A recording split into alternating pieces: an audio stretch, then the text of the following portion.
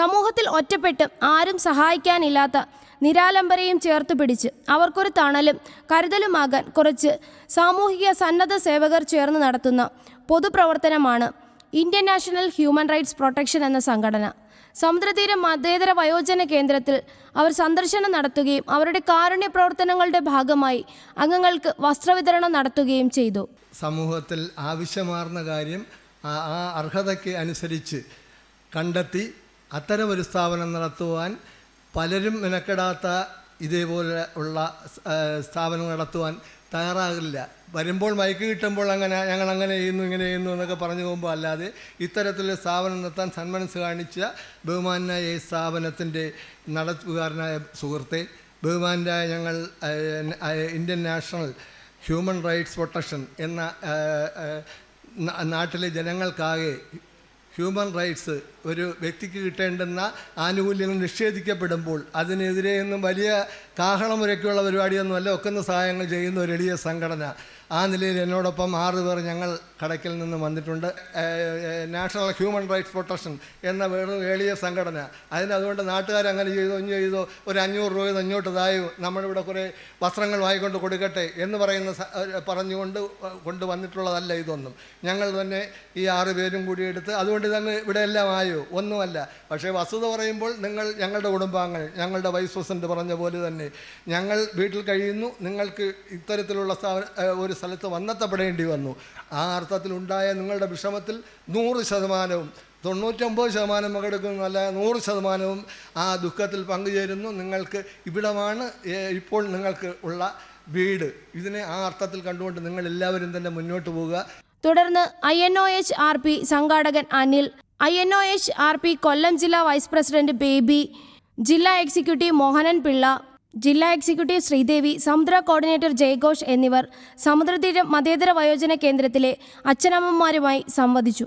സ്നേഹം നിറഞ്ഞ സമുദ്രതീരം അന്തേവാസികൾക്ക്, ഞങ്ങളിലൊരാളായ നിങ്ങൾക്ക് എല്ലാവർക്കും INOHRPയുടെ കൊല്ലം ജില്ലാ വൈസ് പ്രസിഡൻ്റ് എന്ന നിലയിൽ എല്ലാവർക്കും എൻ്റെ ആശംസകൾ അർപ്പിച്ചുകൊള്ളുന്നു. ഇവിടെ വന്നപ്പോൾ എനിക്ക് ഒരു മാനസികമായിട്ടൊരു ഒരു അപ്സെറ്റായിപ്പോയി. കാരണം എൻ്റെ വീട്ടിനടുത്തുള്ളവർ പോലും ഇവിടെ ഉണ്ടായിട്ട് ഇവിടെ വന്നതിന് ശേഷമാണ് എനിക്ക് അറിയാൻ കഴിഞ്ഞത്. അത് എനിക്കൊരു വിഷമം, ഒരു ഷോക്ക് വന്നു. അതിനുപരി ഇവിടെ നിങ്ങൾ സന്തോഷവാരായി ജീവിക്കുന്നു എന്നാണ് ഞാൻ മനസ്സിലാക്കുന്നത്. അഥവാ സന്തോഷം ചിലപ്പോൾ നമ്മൾ ഒരല്പം പ്രതീക്ഷിച്ചതിലും കുറവാണെങ്കിൽ പോലും അതിലെ സന്തോഷം നിങ്ങൾ കണ്ടെത്തണം. നാളെ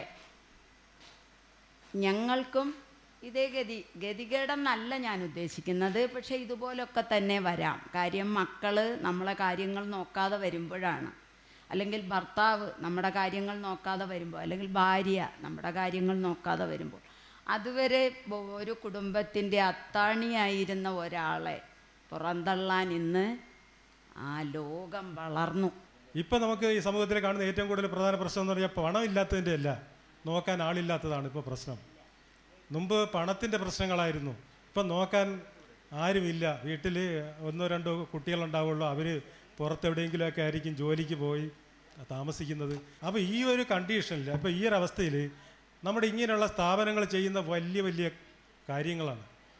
അതിന് മറ്റുള്ളവരുടെ എല്ലാ സഹായ സഹകരണങ്ങൾ എപ്പോഴും ഉണ്ടാവണം എന്നാണ് എനിക്ക് ഈ അവസരത്തിൽ പറയാനുള്ളത്. അപ്പോൾ നമ്മൾ INOHRPയുടെ കടയ്ക്കൽ മേഖലയിലുള്ള വന്നിട്ടുള്ള എല്ലാവരുടെയും ഈ സ്ഥാപനത്തിനോടുള്ള കൂറും പ്രതിബദ്ധതയും എന്നും ഉണ്ടാവും.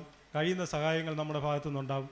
അപ്പോൾ എല്ലാം കൊണ്ടും നല്ല ഹാപ്പി ആയിട്ട് ഇവിടെ കഴിയുന്നു. ഉള്ളിലുള്ള ദുഃഖം ഞാനത് മറക്കുന്നില്ല. അത് വിടുക.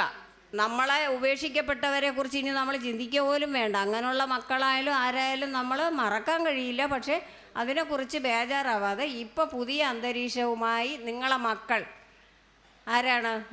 റൂവൽ സിംഗ് ആൻഡ് അദ്ദേഹത്തിൻ്റെ ഫാമിലി, കൊച്ചുമക്കളുണ്ട്, മോളുണ്ട്, മോളും മരുമോളും അല്ലെങ്കിൽ മകനുമായി കണ്ട് അവരാണ് നിങ്ങളുടെ മകനും മരുമകളും മകളും കൊച്ചുമക്കളും എല്ലാം. അല്ലേ? അങ്ങനല്ലേ? ആണല്ലോ അല്ലേ അച്ഛാ? അങ്ങനല്ലേ? ആണ്.